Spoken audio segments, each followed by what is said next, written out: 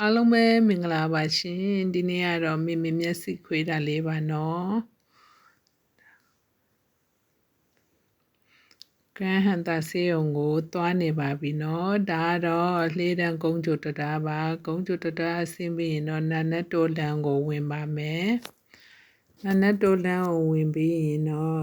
ဂရန်းဟန်တာဆေးရုံကိုရောက်ပါပြီနော်ဒါဂရန်းဟန်တာဆေးရုံရဲ့ဝင်ပေါက်ပါ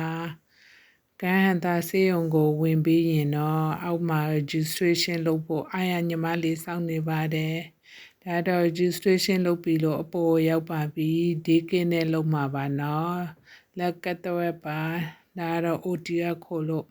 OT waiting ကိုရောက်ပါပြီနော်တငယ်ချင်းနှစ်ယောက်စကားပြောနေကြပါတယ်အမေကိုအားပေးပြီးတော့ဒါကတော့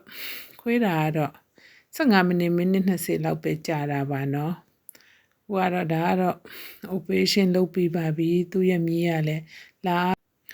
ဒါကတော့အပေါ်ရောက်လို့အမေကိုအင်ဂျီပေးငကက်တွေပါတွေပြန်ဝတ်ပေးနေတာပါနော်အမေကအကုန်အဆင်ပြေပါတယ်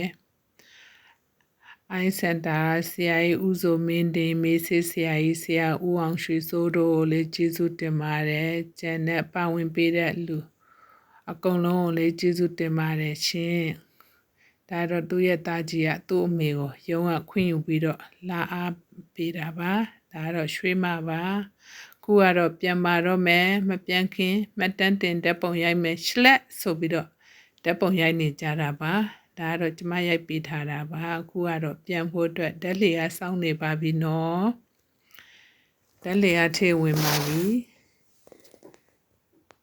ဒါတော့ကျမရဲ့အမချစ်အမပါဒါတော့သူ့ရဲ့သားကြီးဩဝတ်သားပါနော်ချစ်ဆုံးသားပါရွှေမစောင်းကြည့်နေပါတယ်ဒါတော့ရောက်ပါတော့မယ် ground floor ကိုရောက်ပါပြီခုကတော့မောင်မောင်ကိုခေါ်လိုက်ပြီးမောင်မောင်ကိုစောင်းနေပါပြီမောင်မောင်လာရင်တော့အိမ်ကိုပြန်มาတော့မယ်ချွေးမရဲ့သားရဲ့သမီးနှစ်ယောက်ရဲ့ဝမ်းရံပြီးတော့အိမ်ပြန်มาမယ်ဒါကတော့အိမ်ကိုပြန်ရောက်ပါပြီအမေကိုလမ်းလျှောက်ပြီးတော့သွားနေပြီသူ့ရဲ့မြီးနှစ်ယောက်ကလာကြိုးပါတယ်သားကြီးနဲ့ဂျူးမနဲ့လာခေါ်ပါတယ်နော်အမေကိုအစအရာရာအဆင်ပြေအောင်လုပ်ပေးကြတဲ့သူအားလုံးကိုကျေးဇူးတင်ပါတယ်ရှင်